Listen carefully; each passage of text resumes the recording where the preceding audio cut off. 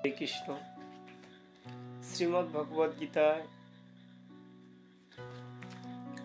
727 নম্বর পৃষ্ঠায় 5ম অধ্যায় গীতা এক জায়গায় বললেন, তবে কি জানো মন নিজের কাছে নাই। তবে কি জানো মন নিজের কাছে নাই। নিজের কাছে মন থাকলে তবে তো ভগবানকে দেবে।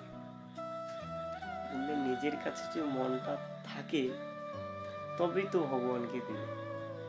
নিজের কাছে যদি মনটা না থাকে তাহলে তো ভগবানকে দিতে পারবে না। তারপর কি বলবে? মন বন্ধক দিয়েছি কামিনী কাঞ্চন বন্ধক। মন বন্ধক দিয়েছি কামিনী কাঞ্চন বন্ধক। তাই সর্বদা সাধুসঙ্গের দরকার। আমাদের জীবনে সাধুসঙ্গের খুব প্রয়োজন, দরকার। মন নিজের কাছে এলে তবে সাধন ভজন হবে। মন নিজের কাছে এলে তবেই তো সাধন ভজন হবে। মন যদি নিজের কাছে না থাকে তাহলে কি সাধন ভজন হবে?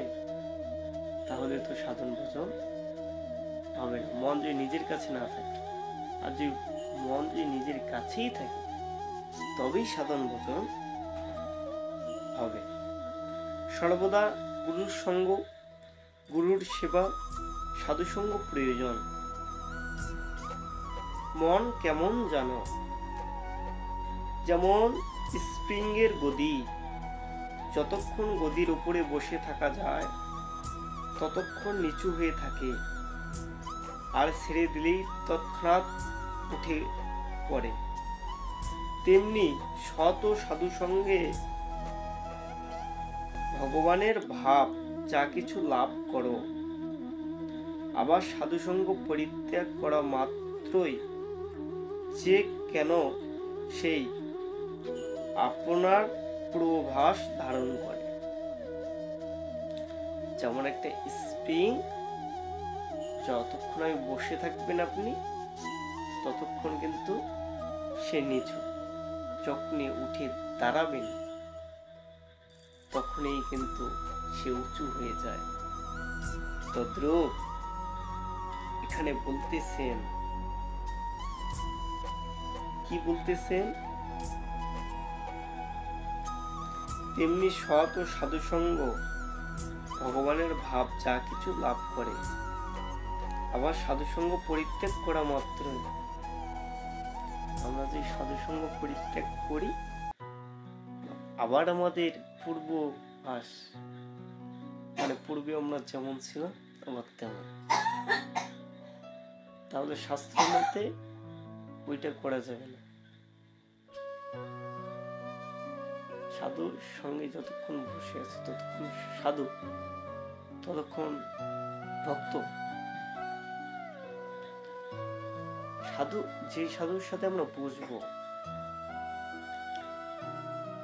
যে সাধুর সাথে আমরা বসবো আমাদের ভাবটা ততক্ষণ ভালো।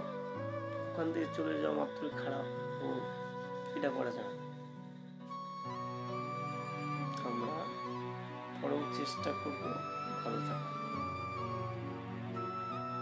আমাদের সাধুসঙ্গের খুব প্রয়োজন। সাধুদের কথা মানা বোঝার খুব প্রয়োজন। যদি আমরা সাধু সঙ্গে না যাই, যদি সাধুর কথা না মেনে চলি তাহলে তো হবে না। সাধু সঙ্গে যে কি কোনটা তখন বোঝা যাবে যখন আমরা সাধু সঙ্গ করব। তদ্রূপ সবাই সাধু সঙ্গে নিযুক্ত হন। আমার কথা এতটুকুই ছিল।